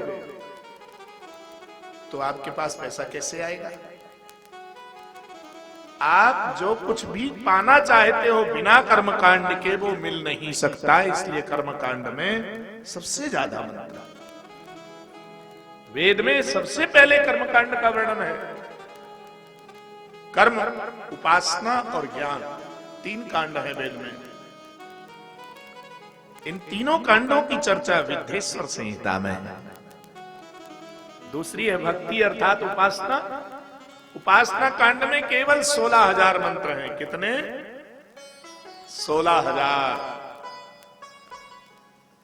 16,000 मंत्रों में उपासना कांड बंधा हुआ है। भक्ति का कांड बहुत बड़ा नहीं है, 16,000 में बांध दिया उसको। इसलिए हमारे यहां 16 मंत्र ही पुरुष सूक्त में होते हैं और 16 मंत्र ही श्री सूक्त में होते हैं। उसी 16 में सबको बांध दिया। स्त्री के श्रृंगार कितने होते हैं? नारी का श्रृंगार भी 16 ही होता है, 16 श्रृंगार। इसलिए 16 यहां बहुत अच्छा है। 16 का जो अंक है यहां बताया गया है, तो 16,000 मंत्रों में भक्ति का कांड बांध दिया। तो ज्ञान कांड में केवल 4,000 है। ज्ञान कांड बहुत छोटा है। इसका अर्थ है कि ज्ञान की ज्यादा जरूरत नहीं पड़ती है, कर्म की ज्यादा जरूरत है, इसलिए 80,000 रखे गए। ज्ञानी भी बिना कर्म के कुछ नहीं प्राप्त कर सकता है, भक्त भी बिना कर्म के कुछ प्राप्त नहीं कर सकता है। भक्त होगा फिर भी उसे कर्म करना ही चाहिए। उठ करके यहां से जाएगा नहीं, हाथ से मुंह तक भोजन ले जाएगा नहीं, तो कैसे भोजन उस तक पहुंचेगा? चाहे वो ज्ञानी हो या भक्त हो, उन दोनों को कर्म करना बहुत आवश्यक है। इस संहिता में ऐसा निरूपण किया गया है। दूसरी संहिता रुद्र संहिता है। यहां रुद्र का अर्थ होता है जो तुम्हारे शत्रुओं को रुला देता है, जिसके श्रवण करने से तुम्हारे शत्रु खुद रोते रह जाते हैं और तुम्हारे जीवन में वो जब भी आते हैं तब तुम्हें लाभ पहुंचा देते हैं। यही रुद्र संहिता का यहां फल है। इसलिए रुद्र संहिता बड़ी अद्भुत संहिता है। तीसरी संहिता सतरुद्र संहिता के नाम से जानी गई। यहां सतरुद्र मानी 100 प्रकार के रुद्रों का यहां निरूपण है, इसलिए संहिता का नाम सतरुद्र संहिता है। फिर कोटि रुद्र संहिता है, एक करोड़ों रुद्रों का निरूपण किया गया है। तो हमने शिव पुराण किया कोटेश्वर महादेव में, बद्रीनाथ के नीचे रुद्रप्रयाग है, रुद्रप्रयाग में कोटेश्वर महादेव पर शिव पुराण किया। बड़ा अद्भुत आनंद। उत्तराखंड के बड़े बड़े विद्वान लोग उस कथा का श्रवण करने के लिए उपस्थित हुए।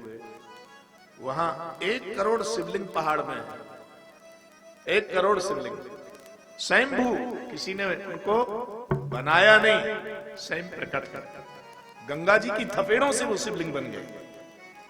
श्री भगवती पराम्बा अलकनंदा वहां बहती आई और एक गुफा में घुसी, और उस गुफा में उनने गुफा को काटा तो करोड़ों शिवलिंग प्रकट हो गए उसमें। अभी भी गंगा जी उसमें घुसती हैं और इस अभिषेक कराती हुई बाहर निकलती हैं, तब इधर नीचे आती है। वहां शिवलिंग का, वहां उस भूमि पर शिव पुराण कहने का हमको अवसर मिला। उत्तराखंड के बड़े बड़े विद्वान लोग उस कथा का श्रवण कर रहे हैं। आज भी ये आवाज उन तक पहुंच रही है। बड़े बड़े विद्वान लोग अभी हमारी कथा को YouTube पर सुन लेंगे। पंचमी उमा संहिता है हमारे यहाँ, जिनको उमा, उमा का अर्थ होता है ऊ मानी तप, मां मानी नहीं। तप करना कब जरूरत नहीं है, जब ये 4 संहिताएं सुन लोगे तब तप की जरूरत नहीं है। तप क्या है? तब तुम्हारा यही है, जिस वर्ण में उत्पन्न हुए हो उसके अनुकूल चलो। वर्ण व्यवस्था को व्यवस्थित चलाना ही तप है। विद्या का अध्ययन करना ही तप है। हम विद्या का अध्ययन नहीं करें और प्रश्न करें किसी से, यह हमारी मूर्खता होती है। पढ़ना चाहिए। आपका सनातनी के यहाँ जन्म हुआ है, प्रत्येक व्यक्ति को शास्त्र का चिंतन करना चाहिए, पुराण पढ़ना चाहिए, सबको रामायण पढ़ना चाहिए, सबके घर में रामायण होनी चाहिए। एक बड़ी विडंबना है, किसी ने हमको कहा वो शूद्र के यहाँ रामायण, अरे हमने कहा तो वो भगवान की संतान नहीं है क्या? वो है शूद्र भगवान के चरणों से उत्पन्न होता है, तो क्या वो नहीं पढ़ सकता है? उसे भी अपने पूर्वजों के विषय में जानना चाहिए। अरे रामकृष्ण की संतान वो भी है, रामकृष्ण की संतान आप और हम लोग भी हो, इसमें क्या भेद है? जो यहीं तक केवल सीमित रह जाते हैं कि शूद्र ब्राह्मण ये वो भगवान की भक्ति के अधिकारी नहीं है। भगवान की भक्ति के अधिकारी कौन है? जात पात नहीं, धर्म बढ़ाई। जहां जात पात धर्म और बड़प्पन ये सब दूर हो जाता है, जहां वही भक्त है, वही भक्ति का अधिकारी। इसलिए कुल कुटुंब की मर्यादा न नष्ट हो जाए, ये पहले ध्यान रखना चाहिए। उमा संहिता में ऐसा वर्णन, जिस कुटुंब में तुम्हारा जन्म हुआ है उसकी मर्यादा बनाए रखो, जिस कुटुंब में तुम्हारा विवाह हुआ है उसकी मर्यादा बना करके रखो, और जिन बच्चों को हम पाल रहे हैं उनकी मर्यादा बनी रहे। इसी ज्ञान को उमा संहिता देती है। इसलिए यह बड़ी दिव्य संहिता है उमा संहिता। छठवीं कैलाश संहिता है। कैलाश संहिता का बड़ा दिव्य निरूपण किया है। और वायवी संहिता है। वायवी संहिता का श्रवण करने से व्यक्ति निरोग हो जाता है, उसके देह में रोग नहीं रहता है। वायवी संहिता का बड़ा अच्छा सुंदर वर्णन है। एतस्य पुराणस्य कथा भवति यद्गृहे तीर्थ रूपम हि तद्गेहं वस्तां पापनाशनम् तद्गेहं तीर्थ रूपम। उस स्थान को तीर्थ समझो। किस स्थान को? जिस स्थान पर कथा हो रही है ये तीर्थ। कितने बजे तक? अच्छा 10 मिनट बाद विराम देते हैं। एक अध्याय पूरा कर ले, कल से कहानी आ जाएगी। पहला अध्याय में कहानी नहीं है बिल्कुल भी। अश्वमेध सहस्राणि, सहस्राणि अश्वमेध। 1000 अश्वमेध यज्ञ करने में कितना खर्च आएगा? अच्छा एक बात बताओ गुप्ता जी, आप तो बैठते हो यज्ञ में, देखते हो कितनी सामग्रियां लानी पड़ती हैं, क्या क्या व्यवस्था होती है। पांडे जी प्रतिवर्ष व्यवस्था करते हैं। आप सबके सहयोग से इतना बड़ा काम होता है, कोई ना कोई कहीं ना कहीं कमी दिखाई जाती है कि ये अरे भाई ये चीज और आ गई होती तो कितना आनंद आता। लगता है कि नहीं? 1000 बार जो यज्ञ कराएगा उसका क्या कहना। और इस गांव का कितना बड़ा सौभाग्य है, 28वें बार यज्ञ हो रहा है, 28वें बार। ये 28वां ही कलयुग चल रहा है, अष्टाविंशतमे कलयुगे, 28वां ही कलयुग है ये। अभी तक सृष्टि में जितने कलयुग निकले उनमें 28वां नंबर है इसका, और अभी तक जितनी कथाएं हुई उसमें ये 28वीं है। 28वें में ही शिव पुराण क्यों आया, क्योंकि शिव पुराण के बिना कलयुग का असर खत्म नहीं होता है। कोई भी पुराण सुन लो, कलयुग का असर समाप्त नहीं होता, शिव पुराण से कलयुग का असर समाप्त होता है। एतद् शिव पुराणस्य कथा भवति यद्गृहे। इस स्थान का नाम कितना दिव्य है, कथा सुधा। सुधा मानी अमृत होता है, जहां कथामृत की नित्य वर्षा होती है, वही तो कथा सुधा स्थल है। और इसका पवित्र नाम है कोयलारी। क्यों भाई? कोयलारी कथा सुधा, ये तीर्थ है। ये केवल कोयलारी नहीं है, तीर्थ भूतम यहां लिखा हुआ है। एक बार यदि कहीं कथा हो जाए तो वह भी तीर्थ हो जाता है, और जहां 28 बार हो रही हो वहां का क्या कहना है, यहां का निवासी पाप मुक्त हो जाता है। एक बात बड़ी मजे की कह देता हूं, धर्म सम्राट स्वामी श्री करपात्री जी महाराज कहते थे कि व्यक्ति सोचता है गंगा में जाने से पाप का विनाश हो जाता है, तो जो करना है सो कर लो, गंगा जी नहा लेंगे। क्यों भाई? गए गंगा नहा के आए, गए 1 महीने कल्पवास किया, करपात्री जी के पांडाल में रुके, गंगा स्नान हुआ, तो जब लौट के आए से फिर खचाखच पाप किया, साल भर किया। जितना हुआ कहीं हम गंगा जी जाएंगे फिर धोएंगे। महाराज जी ने कहा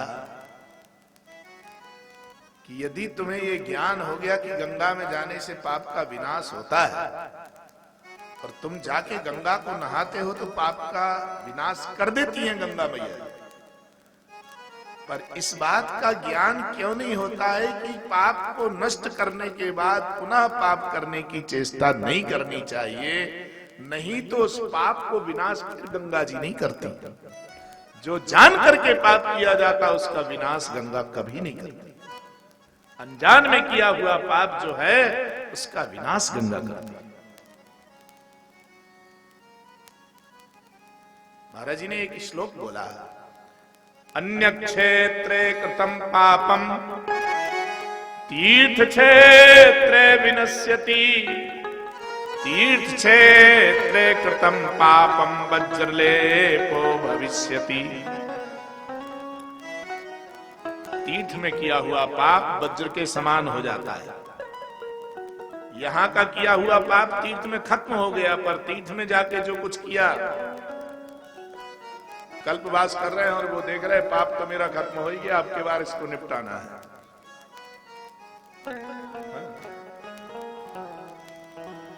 गंगाद्या पुण्य नद्यश्च सप्तपुर्यो गया तथा। जहां कथा की वर्षा होती है वहां 7 पुरियां आकर के वास करती हैं। 7 पुरियां कौन कौन सी? अयोध्या, मथुरा, माया, काशी, कांची, अवंतिका, पुरी, द्वारावती, चैत्र, सप्तैता, मोक्षदायिका। ये मोक्षदायक पुरियां उस गांव में आकर के बस जाती हैं जिस गांव में कथा होती रहती है। बरसहि राम सुयस बरबारी, बरसहि राम सुयस बरबारी, बरसहि राम सुयस बरबारी, बरसहि राम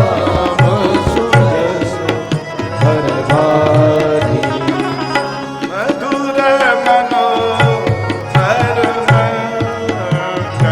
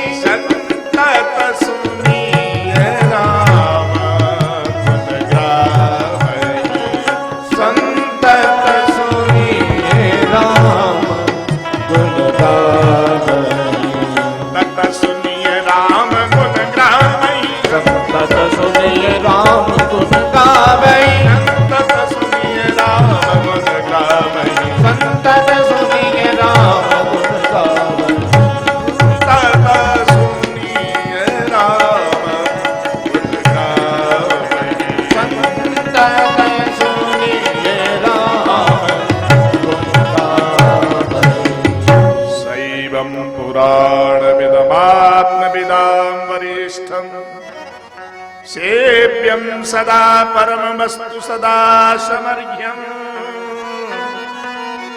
तापत्रयाभिशमनं सुखदं सदैव प्राणप्रियं विधिहरीशमुखामराणाम् वन्दे शिवपुराणं हि सर्वदाहं प्रसन्नधि शिवा प्रसन्नतां याय हृदया स्वपदयोरतिम्। शिव पुराण को नमस्कार किया गया है। सेव्यम सदा, जिसका सदा सेवन करना चाहिए। कैसा है शिव पुराण? तीनों तापों का विनाश कर देने वाला और सुख देने वाला है। या सुख किसे कहा गया है? सुख की लिप्सा सभी के हृदय में रहती है। सब चाहते हैं सुख आवे, दुख चला जाए। क्यों भाई? ये सुख संपत्ति घर आवे, कष्ट मिटे, सब चाहते हैं। आप हम भी चाहते हैं सुखम में भूयात दुखम में मां, मुझे दुख नहीं आवे, सुख आवे। इसलिए शिव पुराण की पावन कथा सुख को देती है। सुख किसे कहते हैं? सो सुख धाम राम अस नामा। इस कथा के श्रवण से तुम्हारे मुख में भगवान का नाम आ जाता है। इस कथा का ये महात्म्य है। सुख मानी भगवान का नाम, और जिसके मुख में भगवान का नाम है उसको कभी दुख हो ही नहीं सकता है। दुख आता ही उसके पास है जो भगवान से दूर हो गया। इसलिए ऐसे भगवान के नाम को देने वाले शिव पुराण को हम लोग प्रणाम करते हैं। महाराज, कौन कौन से लोग इस कथा से श्रवण करने से पवित्र हो जाते हैं? उन्होंने कहा, जो पाप में सदा लगा हुआ व्यक्ति है, दुराचारी है, खल है, कामी है, और जो कभी शुद्धि से नहीं रहता है, अज्ञानी व्यक्ति भी, व्यभिचारी व्यक्ति भी यदि संयोग से कथा का श्रवण कर ले, उसका जीवन पवित्र हो जाता है। एक बड़े विचित्र ब्राह्मण महाराज, जिनका नाम देवराज है, और वो बड़े अच्छे ब्राह्मण, अच्छे कुल में जन्म हुआ उनका। सारे नगर के लोग धर्माचरण में नीत हैं, परंतु इन्हें पाप करना प्रारंभ किया। पापी व्यक्ति तो पाप ही चाहता है। संध्या नहीं करते पापी व्यक्ति। खाने पीने की व्यवस्था उनकी बड़ी गड़बड़ रहती, कहीं भी खा लेते, कहीं भी बैठ जाते। जब वेद शास्त्र नहीं पढ़ेगा ब्राह्मण का बालक तो पाप लगेगा। क्षत्रिय का बालक देश की रक्षा नहीं चाहेगा तो उसको पाप लगेगा। और बनिया का बेटा यदि व्यापार से मन हटा करके कुछ करने लग जाएगा तो उसको पाप लगेगा। इसी तरह से शूद्रादिक सभी सेवा का भाव छोड़ करके अन्य किसी काम में लगते हैं तो उनको अपराध लगता है। इसलिए सेवा भाव सबके मन में होनी चाहिए। चारों का धर्म यहां व्यवस्थित किया। महाराज संध्या वंदन करता नहीं था, पाप भ्रष्ट था, वेद शास्त्र पुराण पढ़ता नहीं था, मदिरा पीने लग गया, मांस खाने लग गया।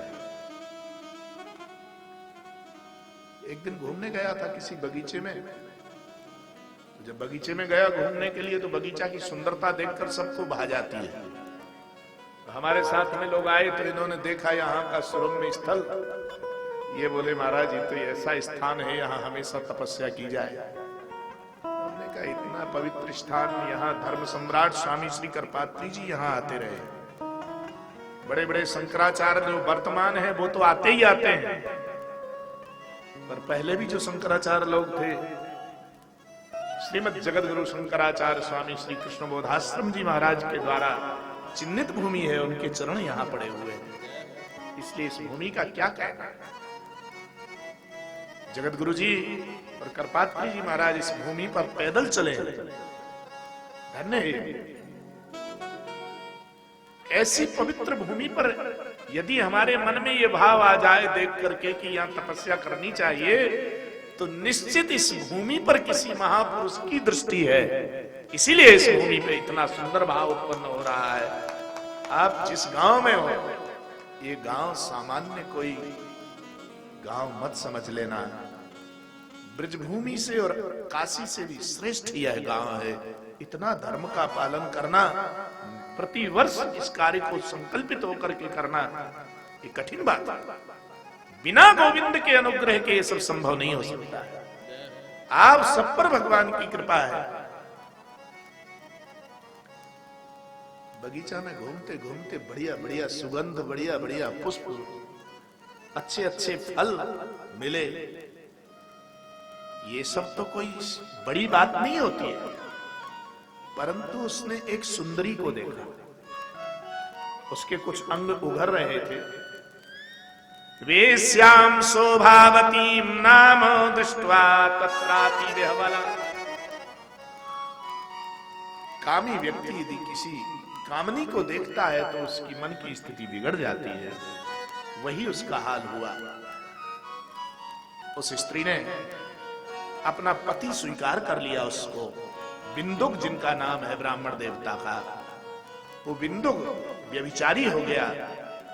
परिवार के लोगों के साथ उसने जो व्यवहार किया महाराज बड़ा असह्य था। माता पिता के साथ उसने ऐसा गंदा व्यवहार किया, यहां तक उसने अपने परिवार के लोगों को मौत के घाट उतार दिया। और क्या खाया उसने, क्या पिया, ये तो बहुत कठिन बात है। अचानक घूमते घूमते गया, कहीं जा रहा था, रात में रत्नसार नाम के नगर में उसको बुखार आ गया। मंदिर पर कथा चल रही थी शिव पुराण की, वहीं छांव में पांडाल में बैठ गया। बैठे बैठे नींद आ गई उसको। कथा चलती रही, पर इतने जोर का ज्वर हो गया कि वो चल नहीं सकता है। अचल हो गया, अचल हो गया। अब क्या करें? लोगों ने उसको उठा करके एक साइड डाल दिया, जहां किसी को चलने फिरने में दिक्कत ना आवे। ठंडी का समय है इसलिए किसी ने एक कंबल उड़ा दिया। भूखा ना रहे इसलिए किसी ने खाने का दे दिया। धर्मात्मा लोग तो अपना धर्म करते हैं, तुम क्या कर रहे हो ये तुम्हारे ऊपर है। उसने देखा कि मैं कितना बड़ा पापी हूं, परंतु ये सब धर्माचरण करने वाले लोग हमको धर्मात्मा समझ रहे हैं। मैं धर्मात्मा नहीं हूं, मैं पापी हूं, मैं दुष्ट हूं, मैं खल हूं, मैं व्यभिचारी हूं, मैंने अपने माता पिता की हत्या की है। पर उसे लोग बड़ी सेवा कर रहे हैं। कथा चलती रही। 1 महीने तक वो 1 महीने बीमार पड़ा रहा। कोई परिवार का व्यक्ति उसे देखने नहीं आया। वो कथा होती रही 1 महीने के बीच में ही जिस दिन कथा की पूर्णा होती थी उसी दिन उसका शरीर पूरा हो गया। भगवान की कृपा से उसका शरीर पूरा हो गया। यमदूत उसे ले जा रहे थे यमपुरी की ओर, तभी त्रिपुंड धारण किए हुए त्रिशूल लेकर के 4 पुरुष आए और यमदूतों को खदेड़ा, चले। उन्होंने कहा क्यों जानते नहीं हो, इसने शिव पुराण की कथा सुनी है, इसलिए इसको तुम लोग कभी भी हम लोग नहीं ले जा सकते हो। इसको हम कैलाश पर्वत पर ले जाएंगे, भगवान शंकर का सखा बनेगा, भगवान शंकर का मित्र बनेगा ये, इसलिए बैठा लो इसको इस गद्दी पर। उसे उस गद्दी पर बिठा करके एक पालकी में रख करके और भगवान के लोक को लेकर के गए। वो भगवान ने आते हुए शिव पुराण का श्रोता जो था, उस महाव्यभिचारी दुष्ट व्यक्ति ने जिसने शिव पुराण सुना था, स्वयं भगवान शिव पार्वती खड़े होकर उसका स्वागत करने लग गए। आइए तुमने शिव पुराण का श्रवण किया है, उसको अपनी शरण में रखा। सज्जनों, धन्या शिव पुराण से कथा परम पावनी। धन्य है शिव पुराण की पावन कथा। जिन्होंने इस कथा का श्रवण किया, यस्या श्रवण मात्रेण पापी यानपि मुक्ति भाव, पापी को भी मुक्ति देने वाली यह कथा है। इस कथा को जान करके सुनना चाहिए। अनजान में यदि सुन ले तो कल्याण हो जाता है, और यदि जान करके सुन ले फिर तो कभी भी अपराध होगा ही नहीं। बोलो वृंदावन बिहारी लाल जय।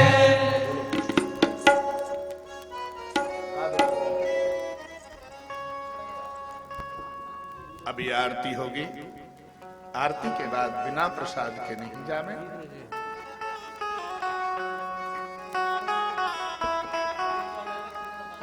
राम नाम के हीरे मोती,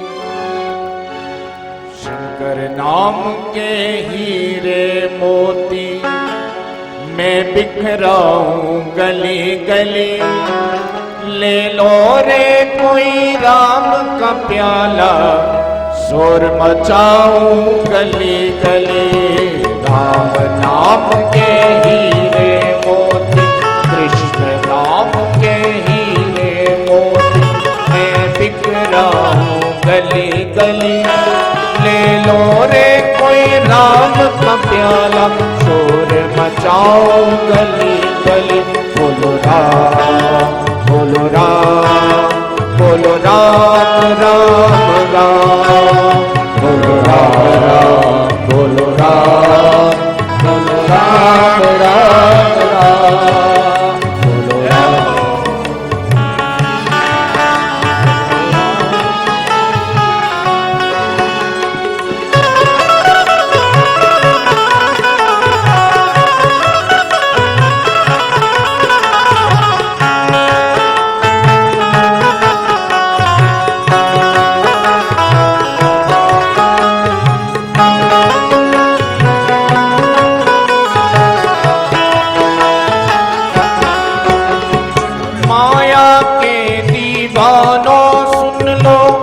दिन ऐसा आएगा, धन दौलत और माल खजाना यहीं पड़ा रह जाएगा।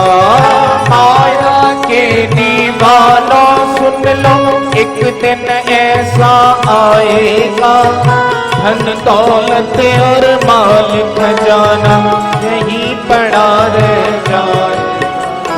सुंदर काया मिट्टी होगी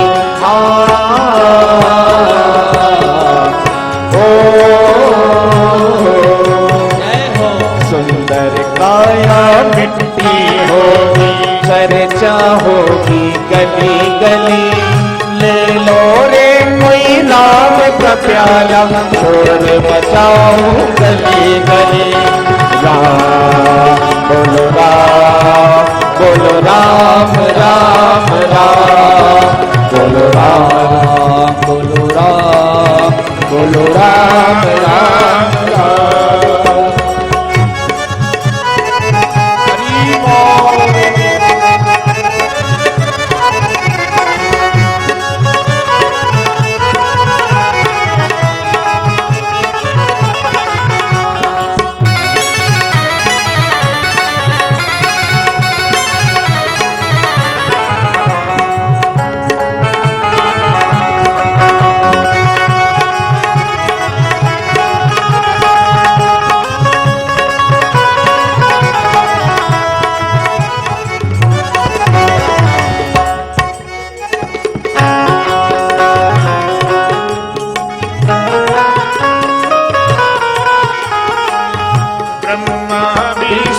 भोले भोलेनाथ महाशिव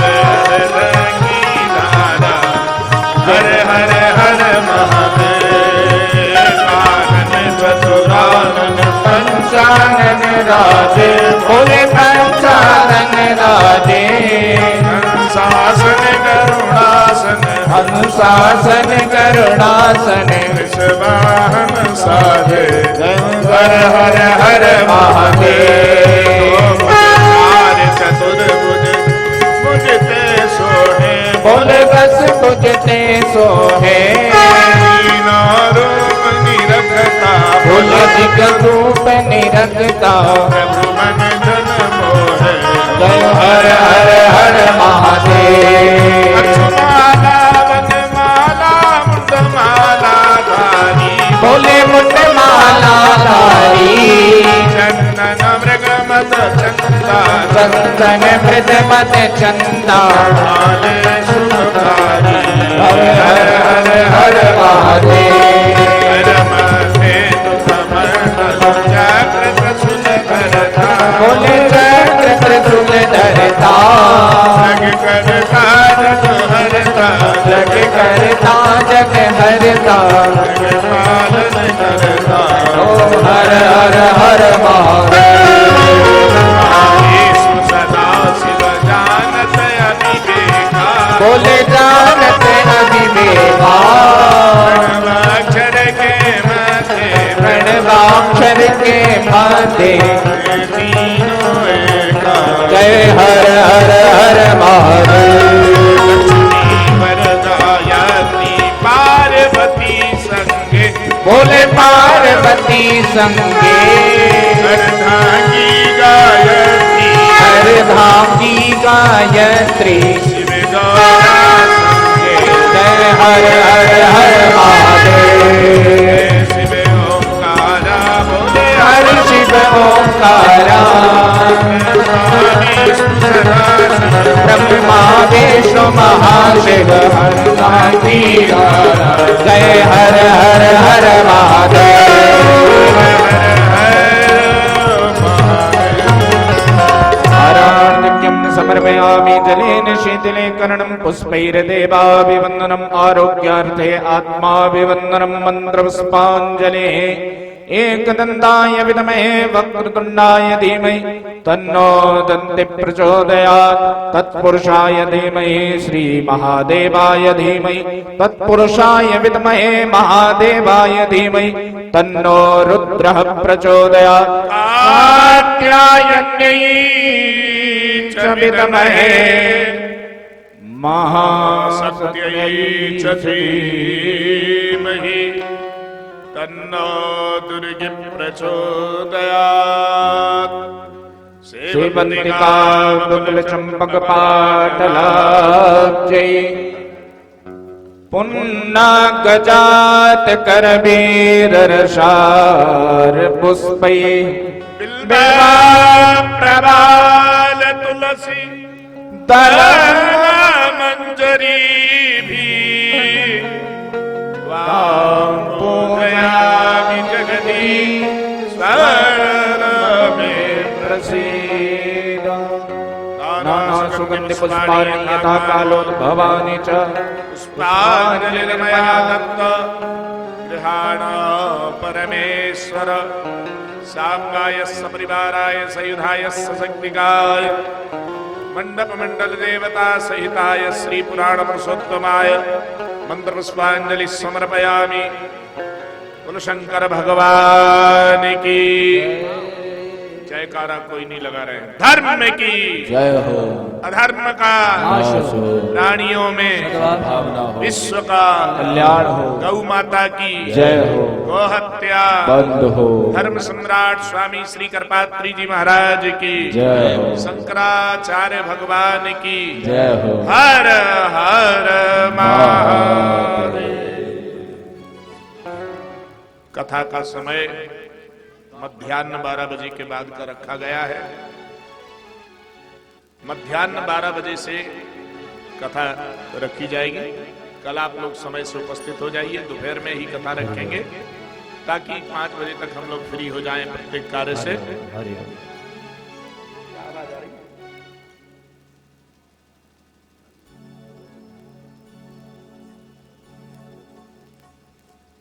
बोलो बोलो।